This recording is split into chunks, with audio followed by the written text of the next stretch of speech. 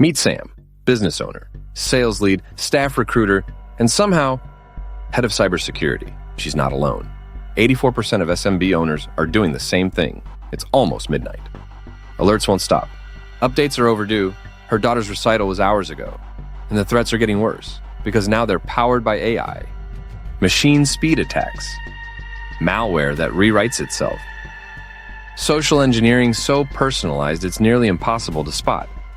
Sam knows cybersecurity is the #1 business risk this year, even bigger than inflation or a recession.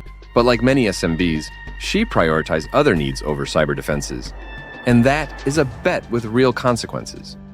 40% of SMBs say a single attack costing $100,000 or less could shut them down. For good, Sam needs help. She needs cybersecurity that simply works, and a partner with the expertise she doesn't have time to build. So she makes a call. Now the experts at VikingCloud monitor around the clock, cutting through the noise and focusing on the threats that actually matter. So the real risks get handled, and Sam gets back to what matters most. Cyber threats don't take breaks. But you should. Get cybersecurity that simply works. From an MSSP you can trust. Download VikingCloud's latest report to learn more.